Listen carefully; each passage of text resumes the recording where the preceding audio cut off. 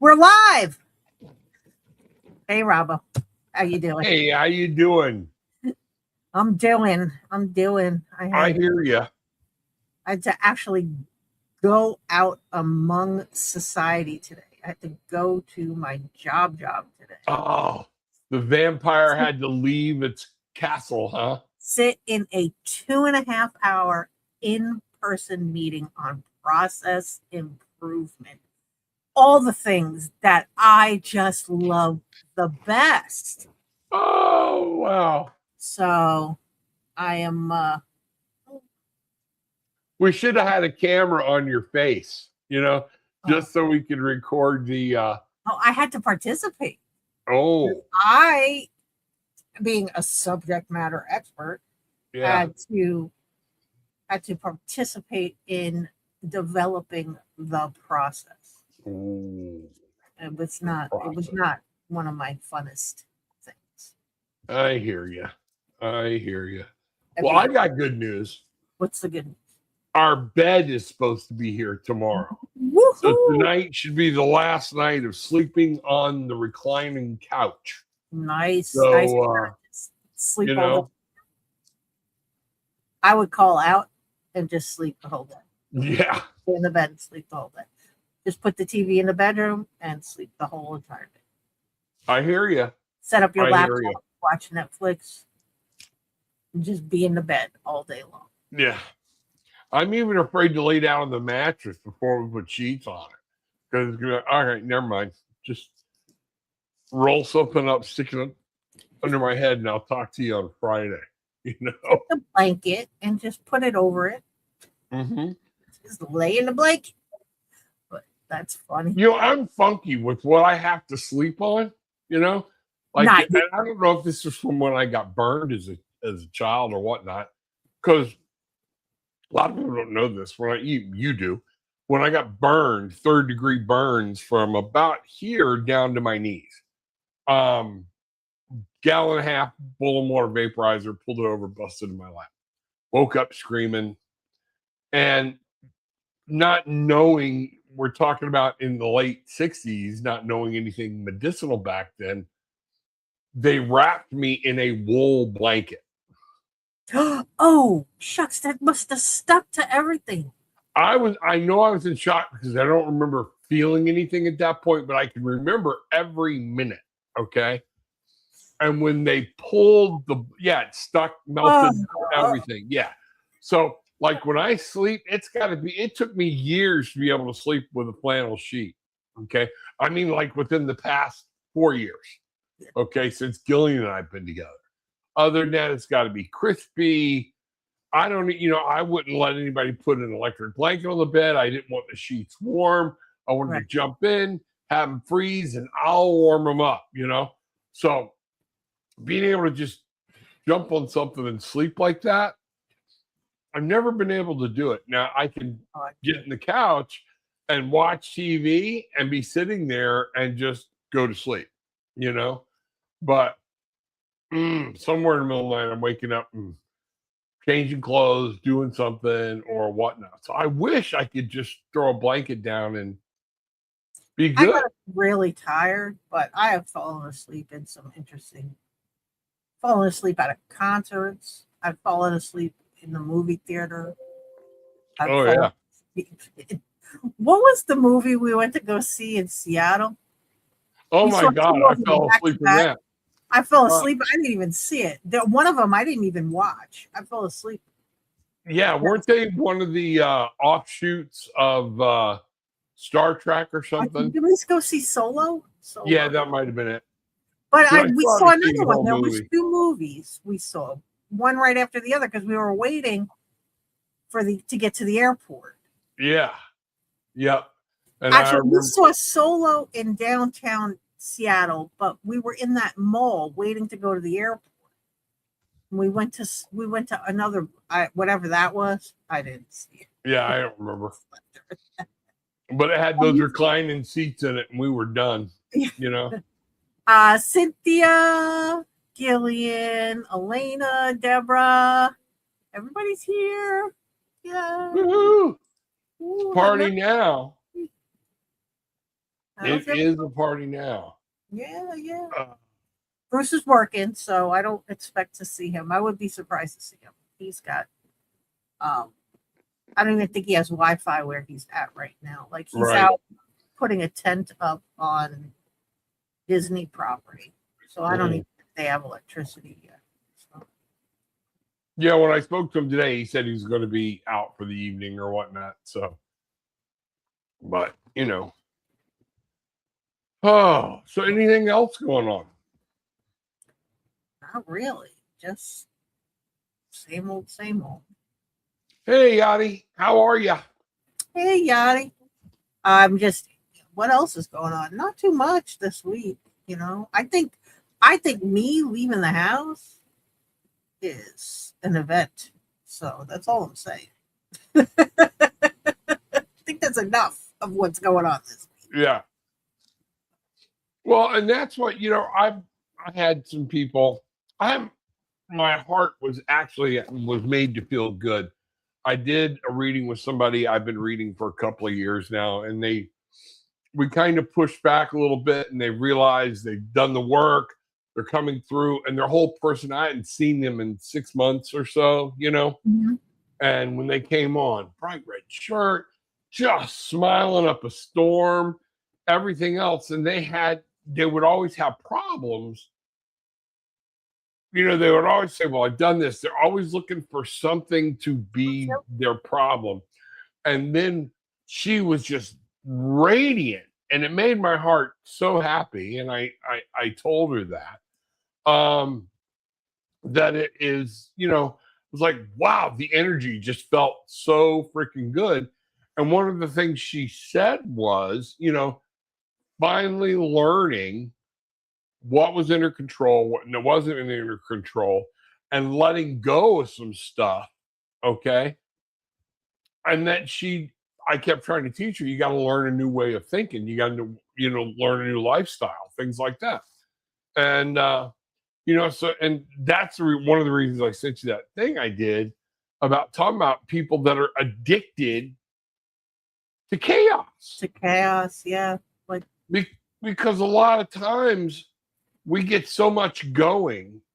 If we're thinking about everything else, the work, going into the vet, helping the kids, if we're involved in all these other places that generally bring chaos, okay, whether it's their intention or not, all right, I think a lot of people, and I know I've been there, they hang on to it because they don't know how to function when they don't have a problem.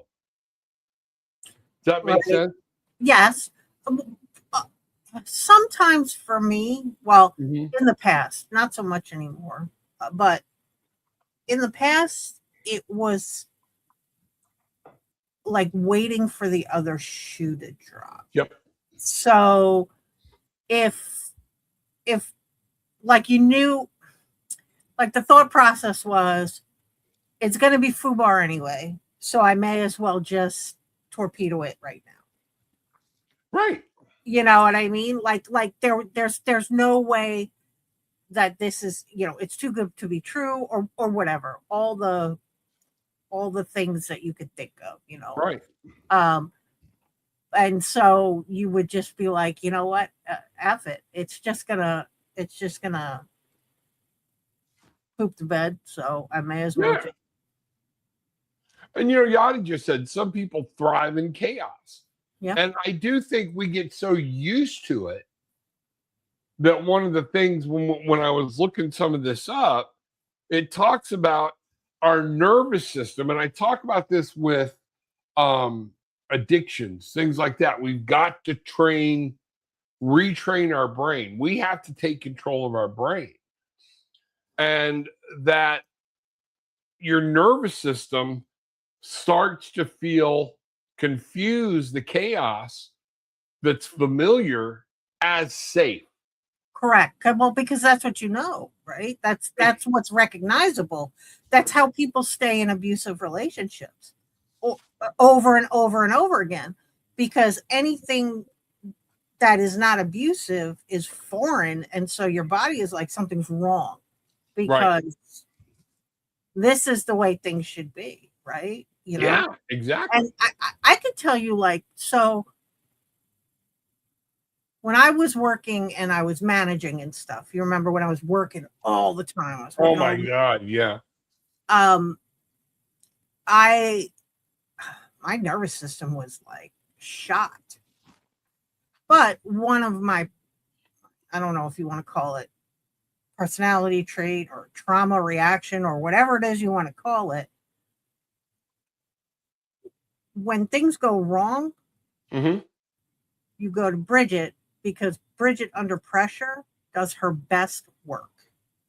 And so this is why you're managing. This is why you're a high performer. This is why all these things are happening, and this is a lot of people that, especially like in our friend group, because we have a lot of people who are high performers, who are very competitive, who are, Very what I type mean? A personalities. Yeah. Right.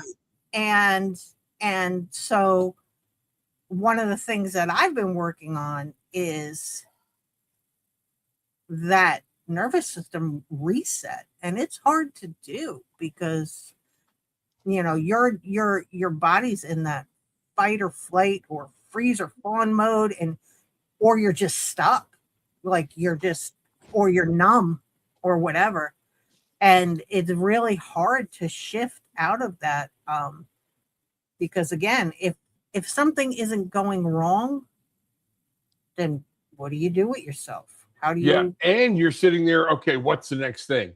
And I Right. believe we can actually start manifesting that because we need it. It's like we're starting to thrive on it. And I know this, like when I was in police work or doing call center work, whatever, I was the go-to guy for whatever job I was in. I learned everything inside, nuts to bolts, Mm-hmm. the whole thing. You and I are a lot alike like that. And one of the things was I functioned best when you threw me into a major effed up situation. Right. Yeah. When There's a the bomb explodes down the street. Rob's the guy, right? He's the one you want to go to organize and get rescue going. But don't, don't ask him to develop a process. Right? right, And that's how I am. I mean, if it explodes, that's great. I'll get in there and fix it, no problem. right.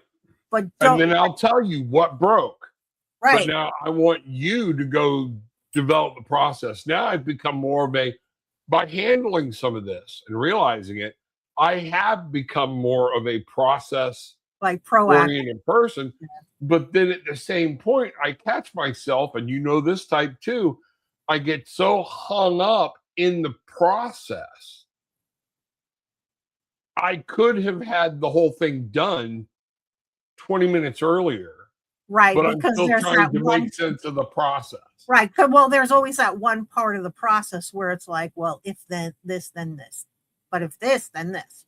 But if this, then this, So you've got to pick what you want in the process, right? Because you Yeah, can't write down every single scenario. So you got to right. pick the one most common scenario and put it in the process. But you get stuck on, but what happens if this happens? Or what happens if this happens? And yeah, I don't get stuck there. I get stuck. What I can do is one of my biggest attributes is I can run a process from front to back and then from back to front and tell you, and I'll do it like as you're talking to me in my head, and I could tell you where within that process whatever you're proposing is going to break, when you're going to break the process, Yep.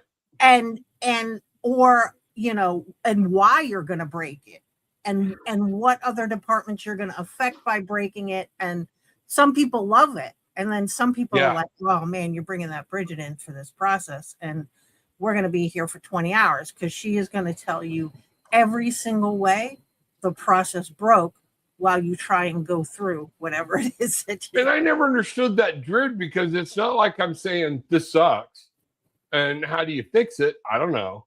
You know, I hate that kind of crap. All right. It is a thing though of going, this is going to break. All right.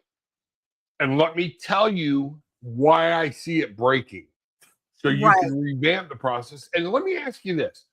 And I think you said it. We talked about we worked sharper, we worked harder. We were the most clear-minded people, you know, in this situation. I personally learned, and I feel like I've learned, may not be for you, that when I'm immersed in these situations, whether they be life-threatening or just a basic business, but a system is crashing, it's going to hurt the Right. business. Yeah. When I'm functioning on that, the world disappears. And Everything, that's why nothing. we thrive at it, Okay, because we don't have to pay attention to what's going on in our real world. You know, right. this is it. This is it. This is priority. Boom, boom, boom, boom, boom. Never mind that your relationship is failing. Never mind that your kids are running the you know what I mean? Never mind whatever's happening is happening. You're going into bankruptcy, whatever.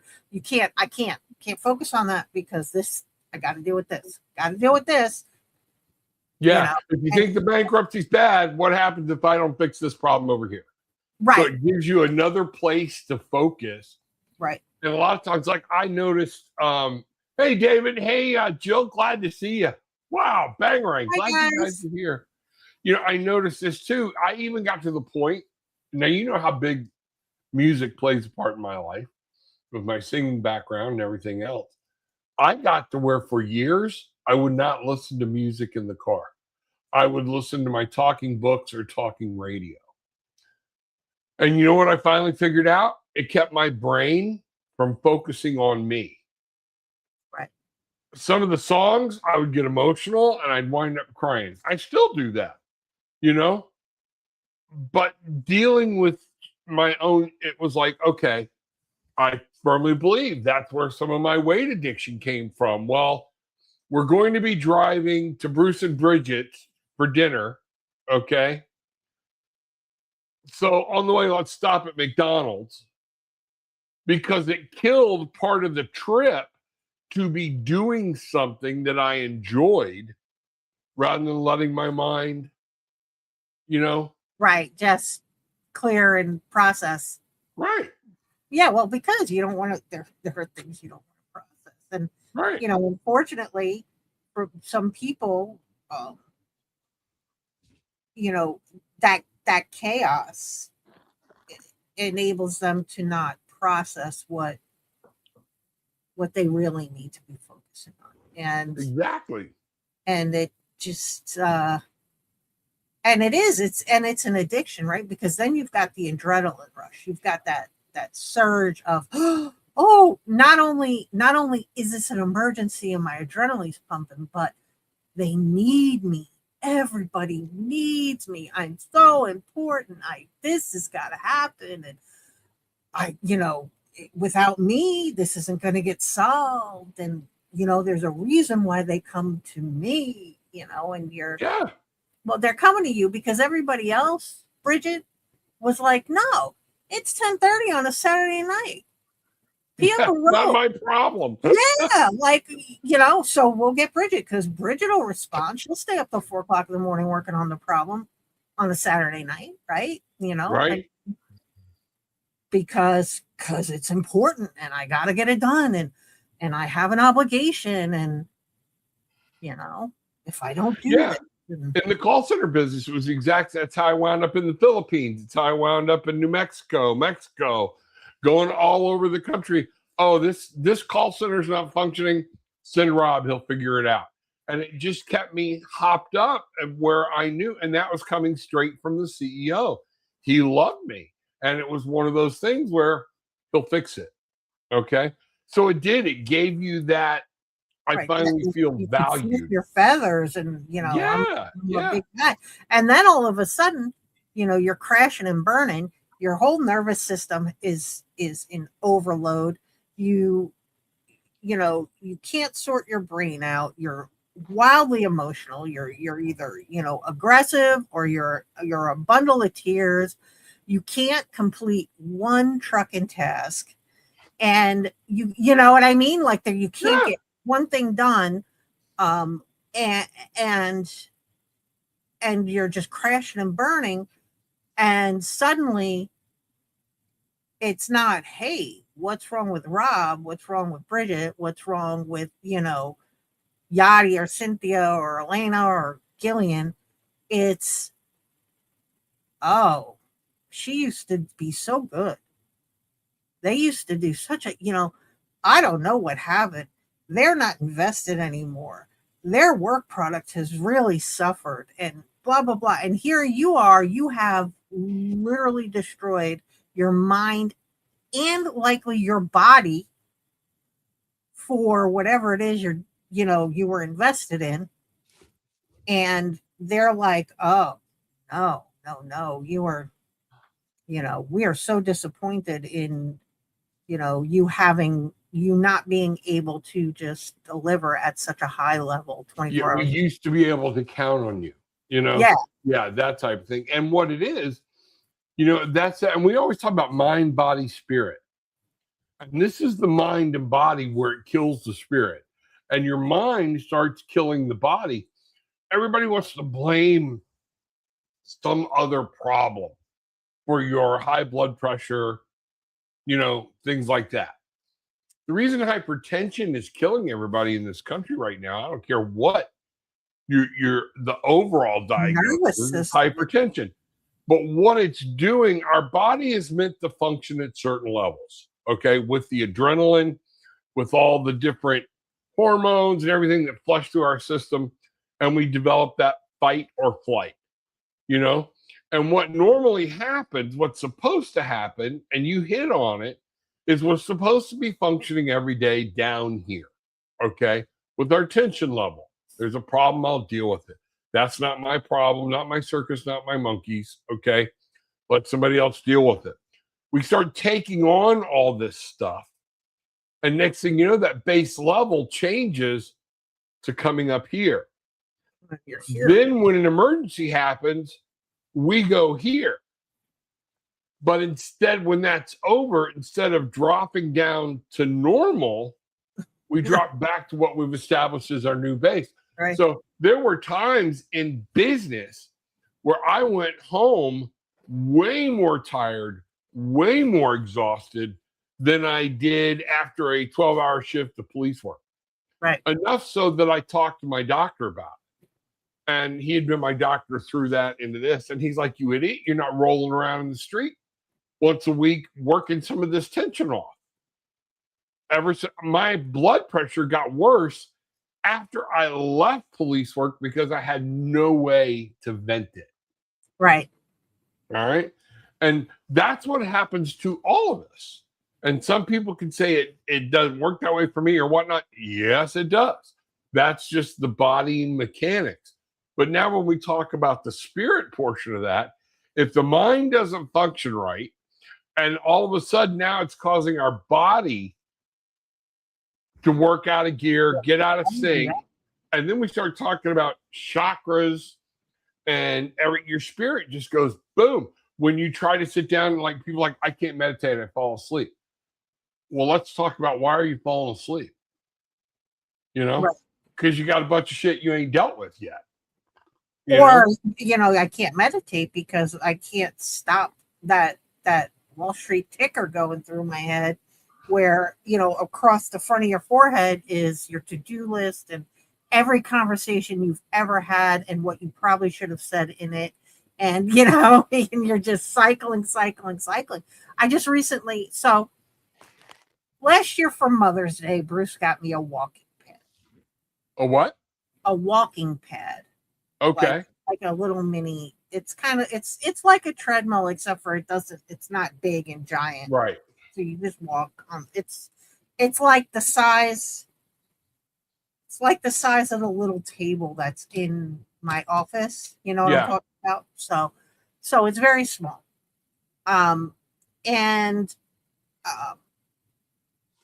my idea for it was, because we have a VR headset, I wanted to find a VR headset program that allowed me to walk and make it like I was walking through a forest or walking through Doing something fun. Yeah.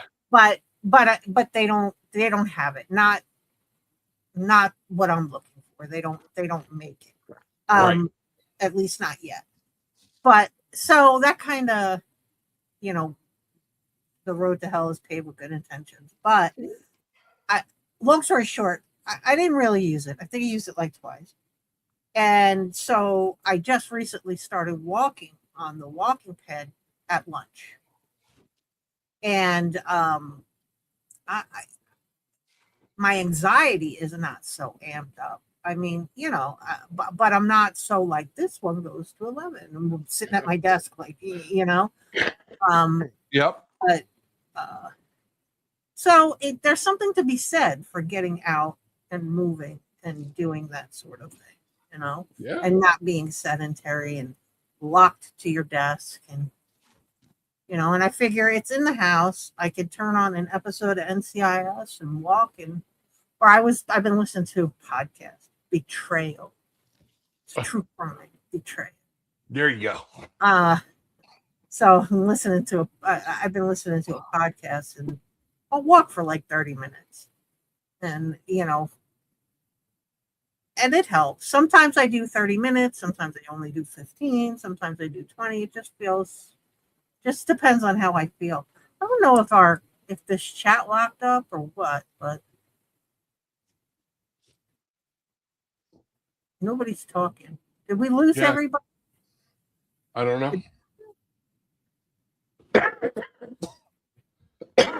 Yeah.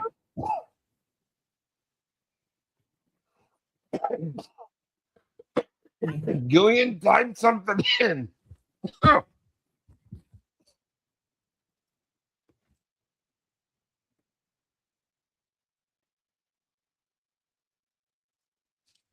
No, she's there. Okay. It popped Okay. up. There we go. All right. But there was a time not too long ago when thank you, Deborah. Thank you, Gillian. Thank you, guys. Not too long ago where, you know, if I wasn't swimming in that, like if it was peace and quiet, Mm-hmm. my nerves were on edge. You know what I mean? My like I was like something's gonna happen, you know, something bad's gonna happen. Catastrophizing, and now that's a term we use in the mental health world is, you know, something bad happens, and it's not even bad. Actually, it's something minor happens, and you're alone with your thoughts with it for too long, and you start blowing it out of proportion. Oh my God, you know, I hear an ambulance go by, you know, and all my boys are out doing something. Right. And then next thing you know, they're is everybody okay? Yeah, one of my boys was on a motorcycle at the time, you know, and I'm like, and then all of a sudden, by the time somebody called me, I'm making funeral arrangements in my head. Right. You know? And they're all like, yeah, we're fine. And I'm like, okay. You know, it was, just stupid stuff like that. And this is where one of the things I want people, the good takeaway from this is if you have a hard time, we talked about working top down, mind, body, okay, spirit. All right. You can repair it backwards. If we start saying, I'm going to take 20 minutes and just sit still. All right. 20 minutes. And then I can start breathing and learning what to do. We can start repairing the body and the mind through the energy we all talk about, through the spirits, through angels, through Reiki, through the mother, through, you know. Even if you can't do the 20 minutes, just start out. Take 3 or 4 minutes and write down a quote that you like that you saw on Facebook. Just write it, but write it in a book. You know what I mean? Don't just screenshot it. Write it down. Take those 4 minutes, because that's you telling yourself, like telling your body and your nervous system, I'm taking this time for me. It may only be a couple of minutes, but this is mine for me. Right? I'm just taking this minute to take a couple of deep breaths and do something for me. And one of the things I used to teach people is what helps your mind. We're rewriting, we are actually rewriting with spirit our trigger points, how we react. We've taken this time to program the computer, all right? And it starts automatically acting, just like somebody will say, hey, will you do this? And we're like, sure. And we're mumbling under breath. Why the did I say I would do? I don't want to. But your brain spit it out, okay? So what's happening is we have to take over control of our brain. And one of the things I tell people, cold rags, doing this, clapping. When you're ready, just do something. Do something when you hold your breath. Hold your breath. Where your body starts going, whoa, wait a minute, what's going on? Where you breathe in, hold it, blow out. But you want it to be a deep breath where your body starts going, this isn't normal. And as we start doing things and taking control of our automatic nervous system, okay, we can then start integrating thoughts of these thoughts, and you want to keep them positive. Nothing bad is going to happen to me. Okay? When you're catastrophizing, everybody's okay, but do something physical. I used to keep a bowl, and I know I taught people, keep a bowl of cold water in your refrigerator, a big bowl with a rag in it, where you could walk over, throw that on where it's shocking to you. All right? All right. The clapping. We've all seen on the movies the rubber band thing, where people pull the rubber band. That really works, but nobody does it right because they've seen it in the movies where somebody's sitting there going bang, bang, bang. It's become more of a nervous tick than what it's designed for. When I gave out rubber bands for people that really wanted to try it, they were thick ass rubber bands. And you put it on your wrist and they'd be like, we're doing it now. Okay, everybody, you're going to start drawing this rubber band back way out here where it's going to freaking hurt. And they'd be like, why are we doing this? And I'd be like, what are you thinking about right now? What's hurting? But nothing else. Your body your brain starts shutting everything out. We're doing this. Why is she doing it? That's why we're doing it. Yeah. And then you do it that one time, bam, you're like, son of a bitch. And if it's not hurting like that, you're wasting your time. Because at that point, then when the hands go like, that's what I get for having those thoughts. We're not thinking that way anymore. And that alerts your brain at your triggers, because triggers take over before you even realize it. It's like your computer, that we've loaded all these preset emotions and everything into our personal RAM, and something happens or somebody says something, and that's the go-to thing, and we have to reprogram it. Right. And it works. Yeah. It does work. It does. Doesn't work. So, I'm not doing it, but it works. Even doing clapping. I prefer more gentle parenting, Rob. Thank you very much. But when you do the breathing, as it becomes something out of the ordinary, when we start, it's like, okay, I'm holding my breath. I'm going to breathe in through my mouth, out through my nose, however you want to do it. I don't care. Make it an irregular thing. Breathe in for 5 seconds, exhale for 6. Where your body's going, again, it starts shutting off the outside mechanisms. Once that becomes the regular train of the way you breathe, you got to change it up. Right. Okay, now we're going to breathe in through the mouth. We're going to breathe in for 6 seconds and exhale for 4, you know?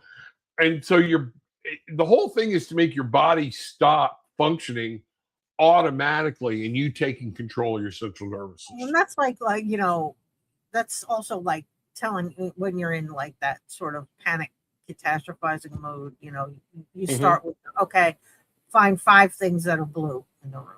Find, name 4 things that are hot. You know what I mean? Just stuff like that. And so Yeah. kind of, it's like, because you're looking around trying to identify the blue things, and then that sort of those chaotic thoughts are sort of just chill out a little. My wife has this technique for hiccups, and pretty much it works, but it's hard to do it on yourself. You got to have somebody else do it. Where if you start a hiccup, all of a sudden they'll ask a question completely out of the blue. What was your grandmother's maiden name? I said, what's your middle name? And it reprograms, make you stop that breathing process. And a lot of times it clears it up. But it's got to be like, come on, answer me. Let's go. And you're like, wow, okay. Yeah, I will do it. I usually do that too. I'll be like, hey, what's your middle name? And people will be like, why do you want to know my middle name? And then it's like, you still got the hiccup. Because I don't care what your middle name is, but do you still have the hiccups, right? Yeah. And that's the whole thing is, no. You're not questioning me. You're answering my question when I ask it. And sometimes you got to let them hiccup again 4 or 5 minutes. And then you're hitting them with a question and they're like, So, it works. It works really good. Works really good. But I got it here. I got it. Ooh, sorry, guys. Donna. Talking about going to sleep. Yeah. I was up at 0 dark 30 the last couple of mornings. So I'm going to pull a card. Okay. Just pull a card. I wasn't going to do this. All right. And just say, what does spirit want us to know about staying in chaos? What does our tribe here need to know? Okay. If you pull one with me, okay. And nothing elaborate or anything, but spirit, I'm asking you. I know this is a problem, and it's a worldwide problem because we can see it in cultures that don't worry about the crap we worry about, and they're much healthier. So, and they're eating all the sugar they want. They're eating everything else. They don't have diabetes. They don't have hypertension because their body's allowed to process everything. All right. And it's not living in a constant fight or flight mode. So, Spirit, is there something you want us to know as a tribe, about what's happening? And wow, what a card. The Star. The Chariot. It's focusing. What are we focused on? Where are we focused at? Where do you want to be? Where do you want to go? If you're thinking thoughts that you don't want to think, then it's up to you to change your thought pattern. You got to move through it. That's right. And in this, the Star is always remembering the hope. And I tell this to people all the time. Looking to spirit, looking to the mother, looking to the earth, looking to whatever that divine thing is that you hang on to, the all or whatever it is, okay? Stop looking down, stop looking inside, start looking up. Look up, find your direction again. We can all change our paths. We can change the way we live our lives. We can change thought patterns, things like that. If you notice, we'll be doing fine. And then when you're off in your own head and something hiccups in your life, and all of a sudden Bruce would tell you about Home Depot, and I spark nasty. Okay. Why did I do that? Because I wasn't in control of my thought process at that time. Right. Well, on top of dealing with the yahoos that were working on the house. Right. Those Yeah. guys. Yeah. So, I mean, there are things we can do. I'm going to have to do a class on the 20-minute challenge. It doesn't take long. It's not hard, but it's going to be one of those things. I can show people. Wow. I had a cup of Mullen tea before I came in. Now I got cough drops going. I don't know. I know what some of this is, and we moved boxes all around and everything today, and I'm like choking on the dust. And this is one of those things, though, where I like to show people you're in control of your life.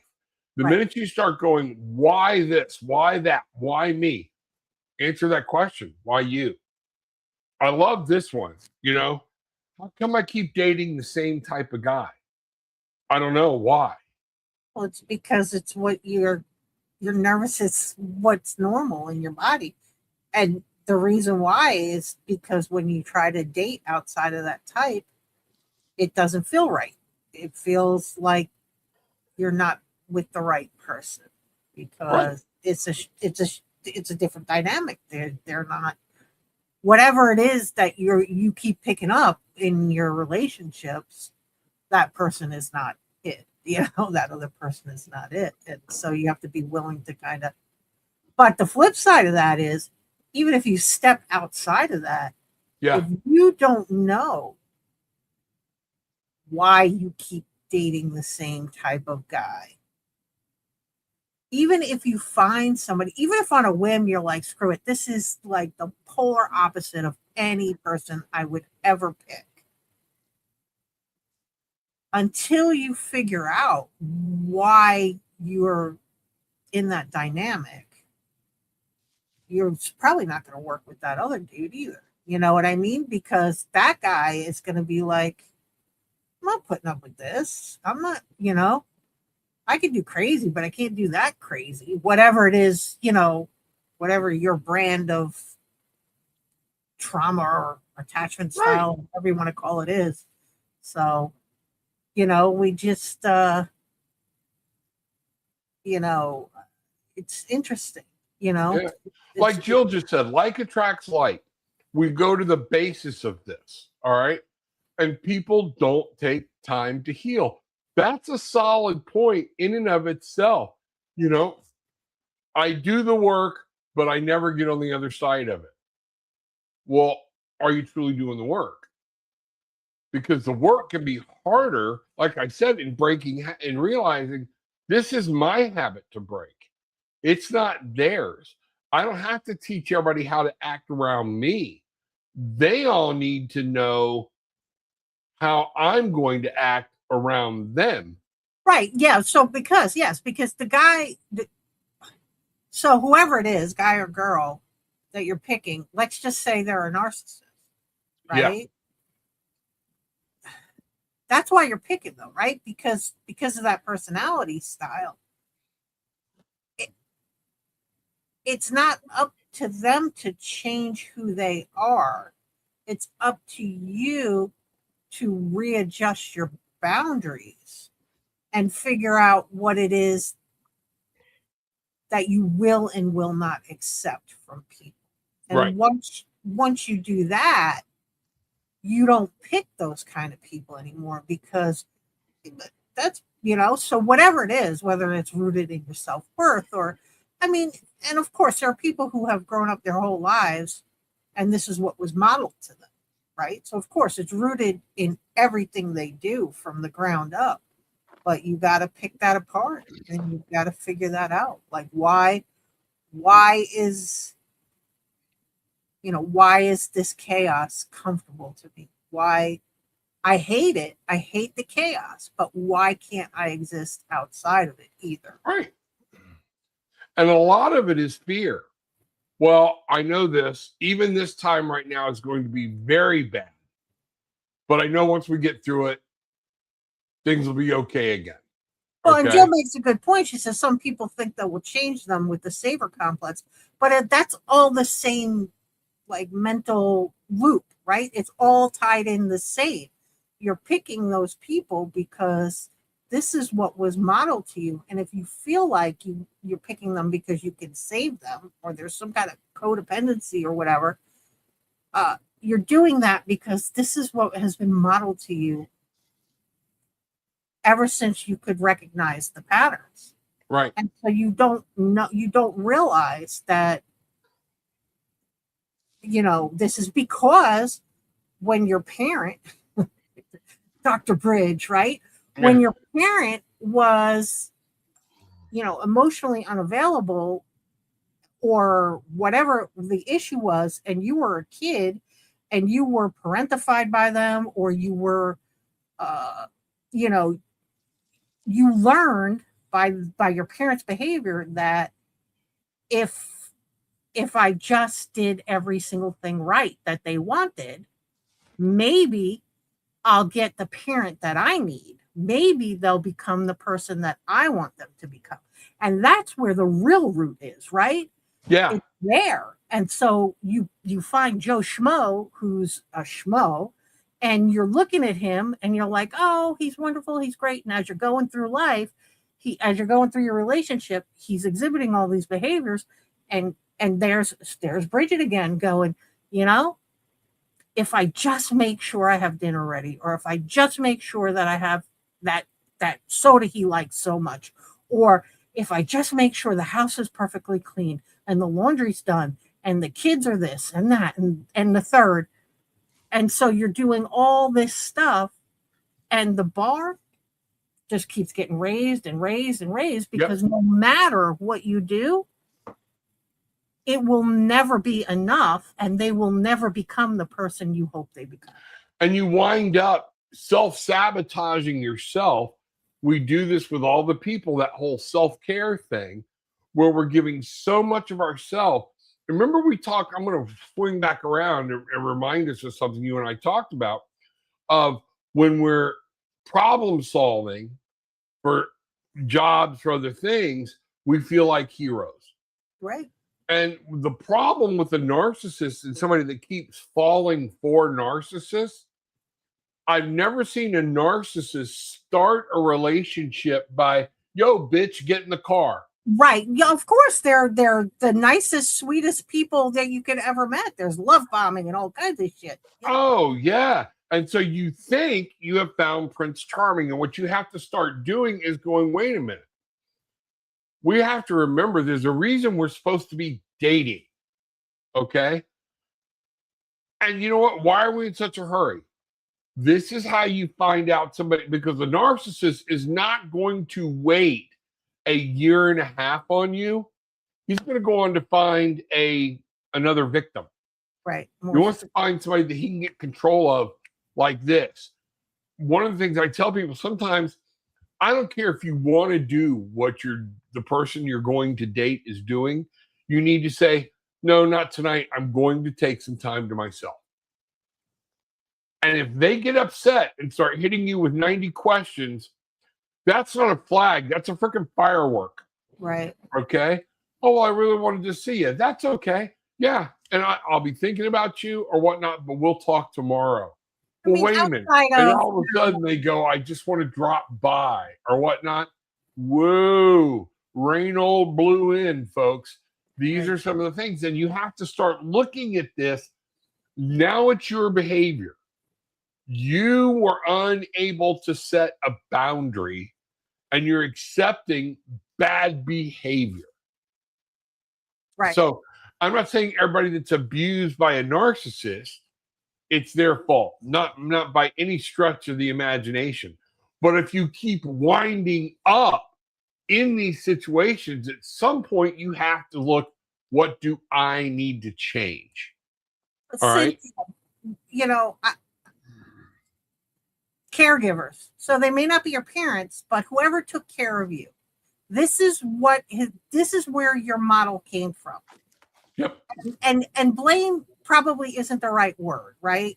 But whoever your caregivers were, I don't care if it was your aunt or your uncle or granny or mom or dad or your big sister Susie or whatever, they are to blame because this is what was modeled to you.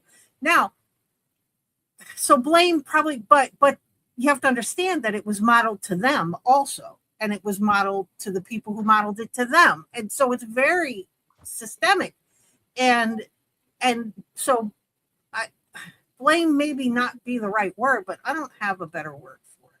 But understand that's something you've got to unwrap, de-brainwash, and that's a pattern you right. have to break. My parents, oh my God, they fought horribly. No physical, nothing ever physical, but there was so much emotional damage going around. It took me years to find out why I was so angry, Right. to understand that I was growing up angry. Okay. But one of the things, my dad came to me at one point and he saw me with my boys, and one of them walked up, gave me a hug, another one gave me a kiss on the cheek or whatnot. And he's like, I wish to God, I could get a hug like that from you. And I'm like, I'll hug you. It became so freaking odd. We did it that time, and it was like, no, checking out. Right. Checking out, not doing this, because it's just not within their nature. And these are some of the things where I had to make a conscious effort to change my thought and go, I'm not going to do my kids this way. I was starting to be a tyrant, the authoritarian, all of that. But then I had to go, wait a minute. Even in the way I talked to them while they were doing their video games and trying to understand these are little human beings. Okay. Right. Do you remember? And that we can change. A leopard can change its spots in that, in the overall thing, if they want to.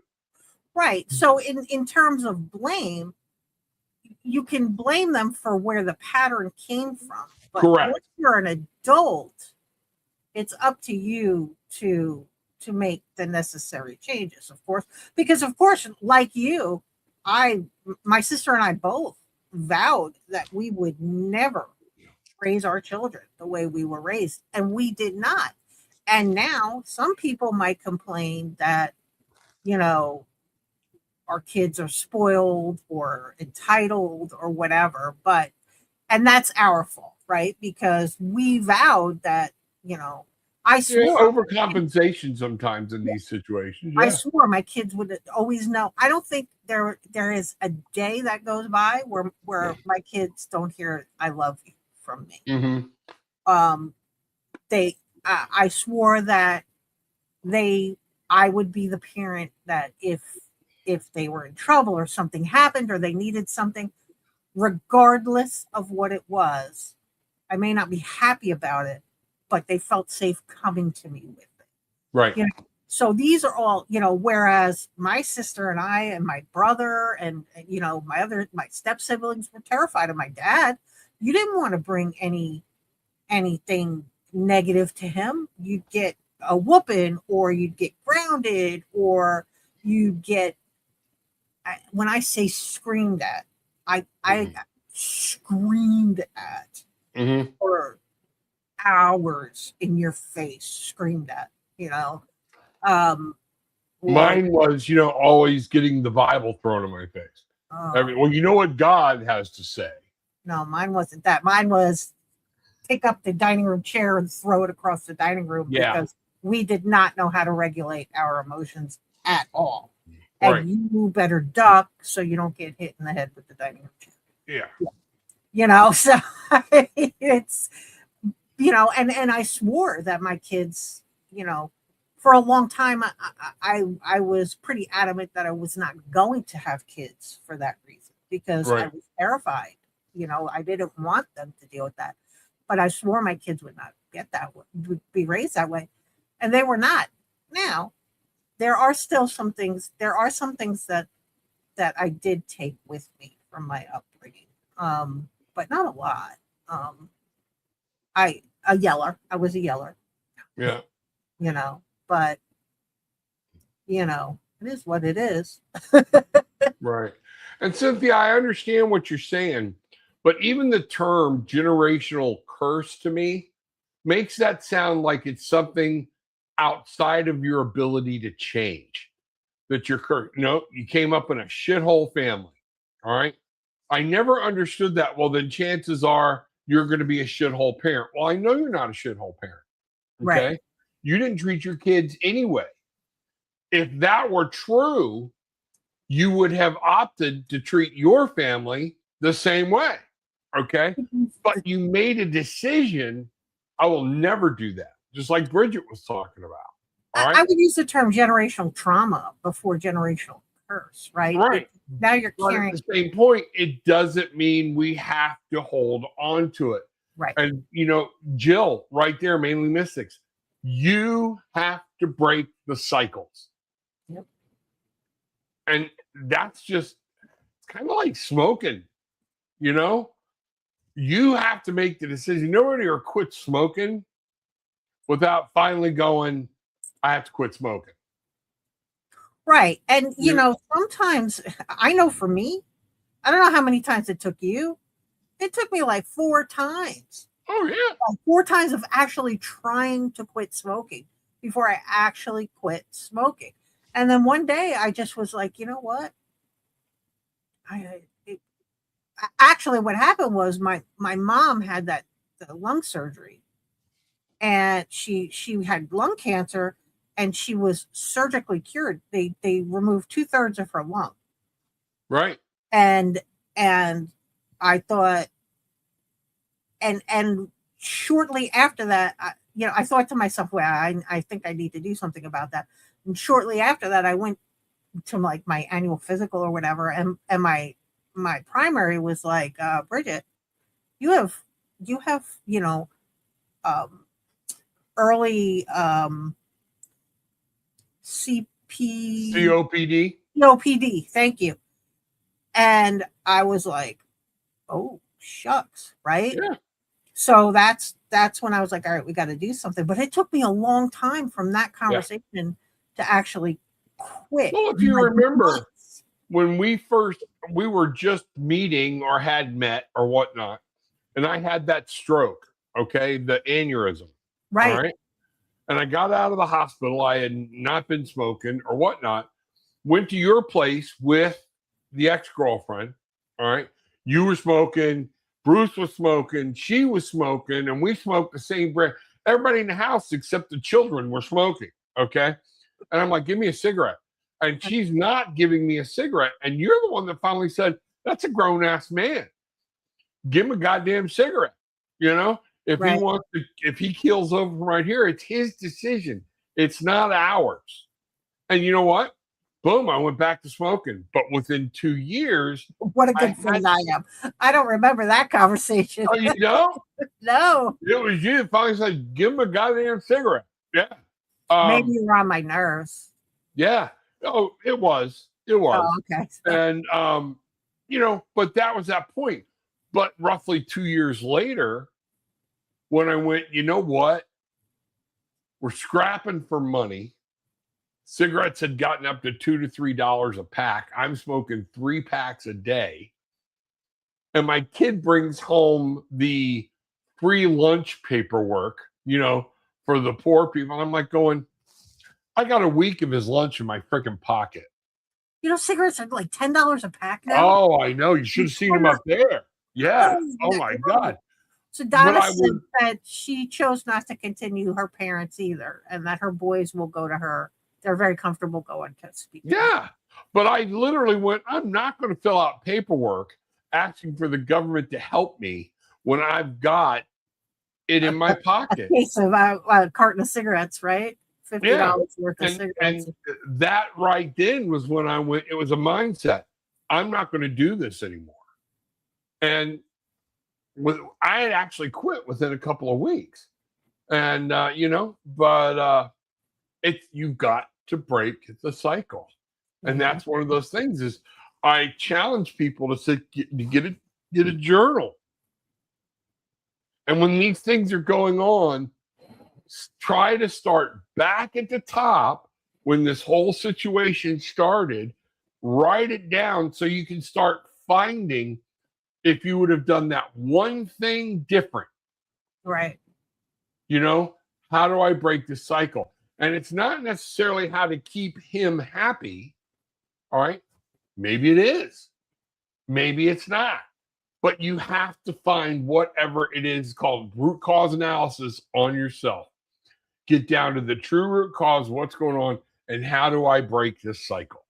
And you might find that once you break the cycle, that's just not the person for you, right? Once you start fixing, your own head and implementing boundaries, you may decide, this is Yeah.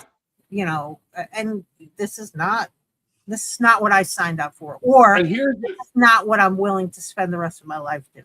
exactly. And here's the part that's hard. When we start breaking these cycles, we may lose certain people that don't want to be within our hula hoop, our universe, okay, anymore, because we're not playing the same game anymore. Right. And I think sometimes that's a real fear that we have of, wait a minute, if everybody keeps smoking, or if I keep doing this, if I set boundaries, these people are going to be mad at me all the time. My kids are going to be mad at me, all this. But that becomes part of it, because I'm a firm believer not everybody that's in your circle right now, maybe as we get older, was either supposed to be there to begin with, or B, is supposed to remain in your circle forever. I agree with you.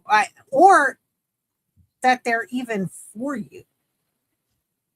How many people do you know that you're like, I think this person maybe hates me, you're hanging out with them, they're in your circle, your friend group or whatever, and you get together and inevitably they say some trucked up thing or something, and you're like, does this person even really like me? Like, are we even really right? Is this person even really my friend? Right. And me, Rob, I have cut dozens of people loose. Because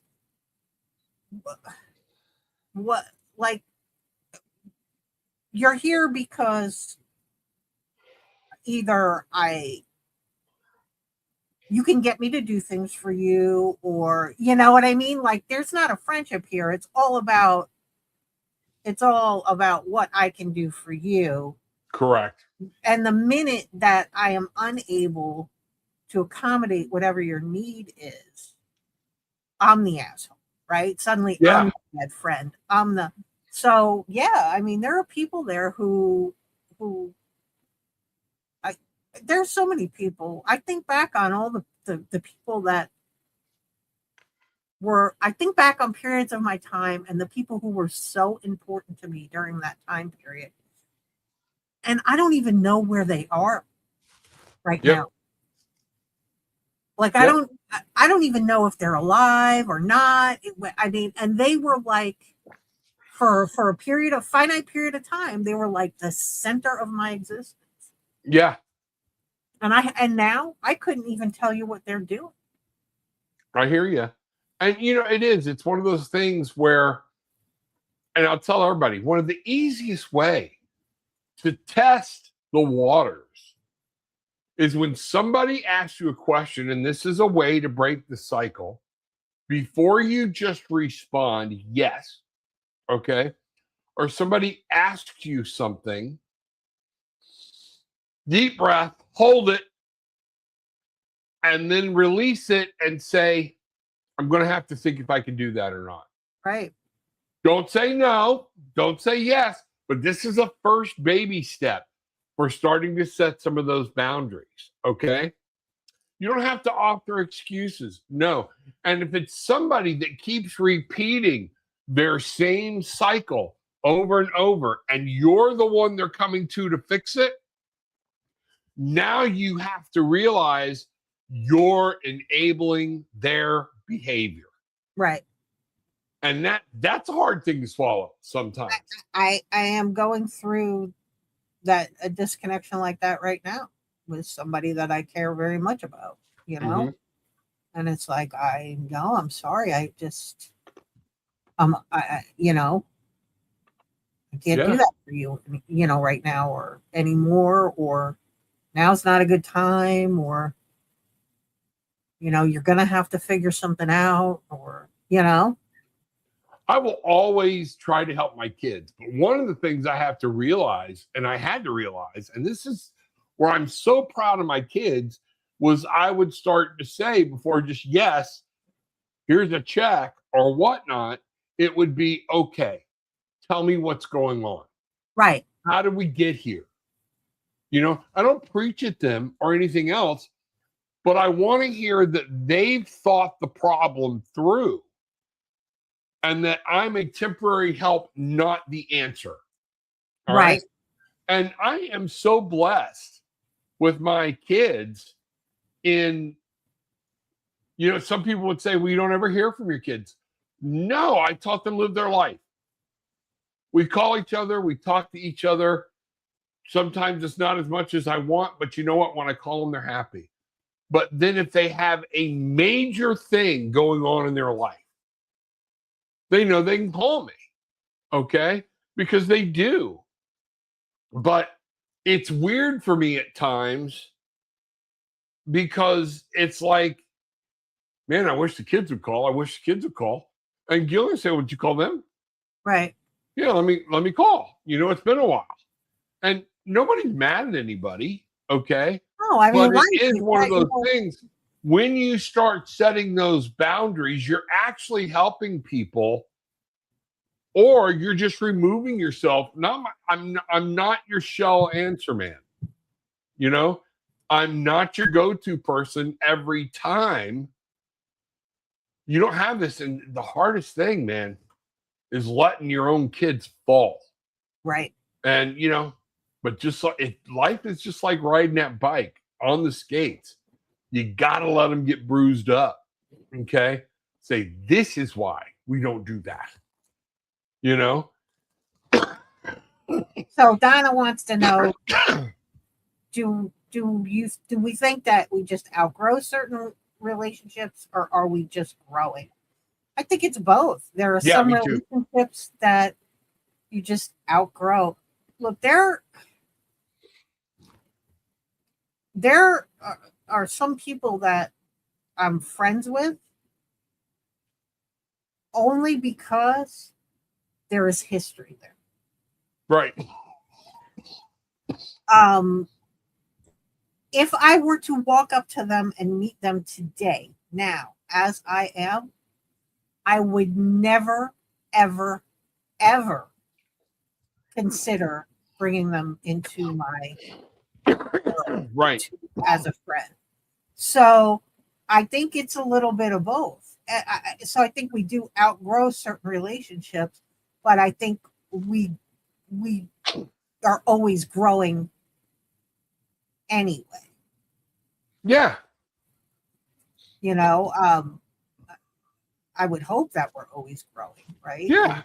And learning. I would. If not, then I'll see you later. I'm not sticking around while you Yeah. know, while And you if you keep wallow. having this drama and bringing it to me, man, that's messing me up because I love you and I'm worried about you. Right. And I know at one point I told somebody very close to me, I love you so much.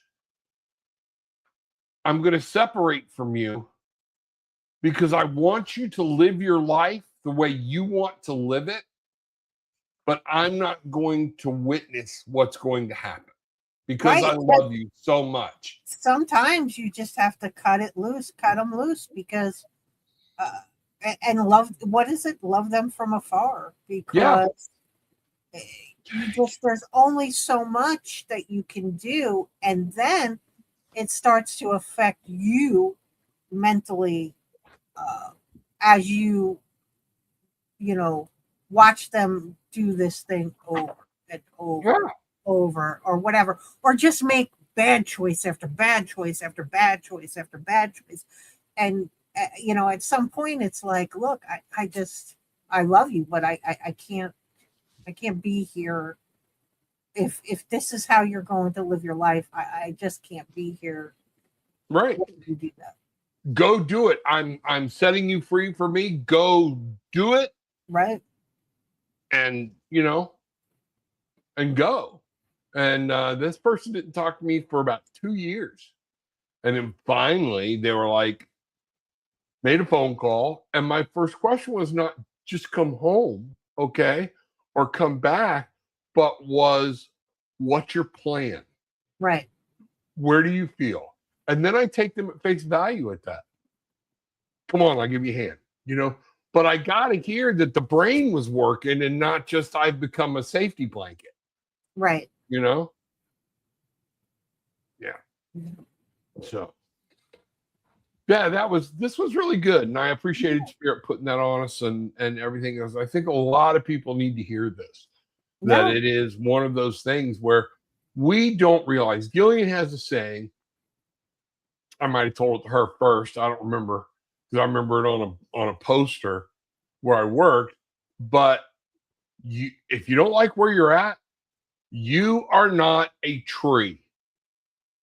Move. Yeah. Do something. Do And something. sometimes moving is what we fear the most because we fear now things are changing. People are going to change. People in my life are going to change. And Yeah. we're hovering in the chaos because it's comfortable. Well, I mean, of course, there's fear of, as bad as it feels while you're mired in it, the fear of losing what is familiar to you, Yeah. because you don't know what's going to happen next, Right. right? I mean, you're talking about safety blankets, right, Rob? I mean, so, and anybody who's ever gotten divorced or left a long-term relationship knows, well, what if what I'm doing is not the right choice, or what if I leave and I can't make it on my own, or what if, what if, but your choices are stay where you're at unhappy, or move on to something else that just might be the best thing that ever happened to you, but you'll never know. I mean, you could find yourself in a worse situation than you were here, but maybe you won't. More than likely, you will not, because you will be making different choices, hopefully, than you made over here in this situation. Yeah. And the last thing I pulled another card for everybody to take home. And here's what Spirit wants everybody to know. I got the Two of Wands. And wow, how fitting is that for here? It's Right. your life. You have to live it. You need to understand. You need to realize where you're going. Where are you going? What are you doing to get there? How are you going to deal with all this?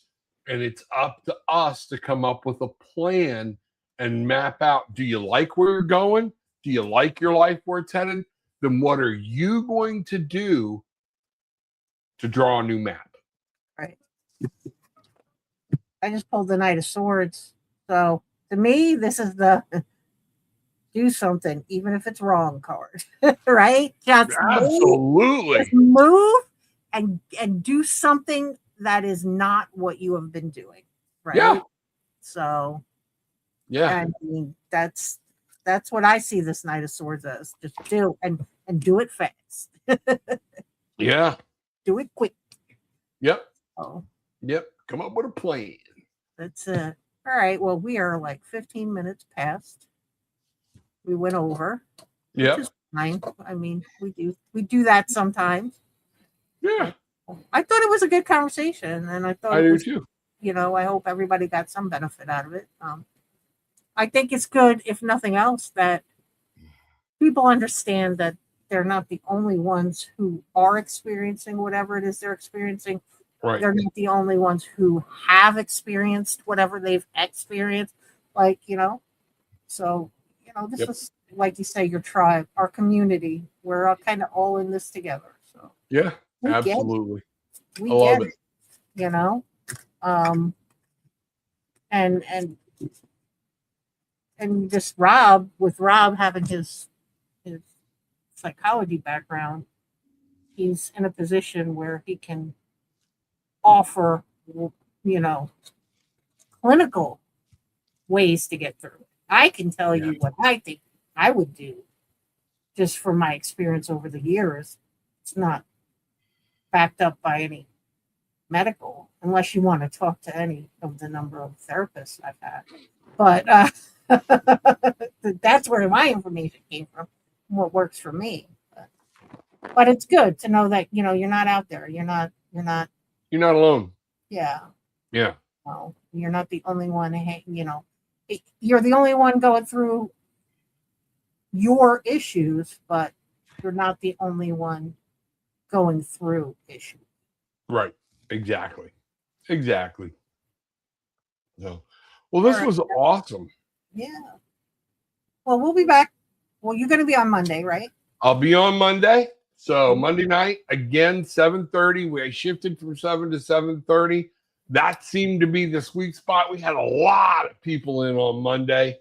A lot of questions. I loved it. I just made me feel great that there was so many people coming in on the show. So, yeah. Well, good. All right. And we'll be back Wednesday with something, some conversation. Yeah. Who knows? Yeah.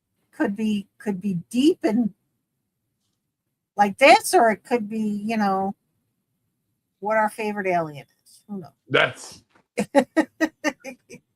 absolutely. We'll try to narrow it down. Yeah.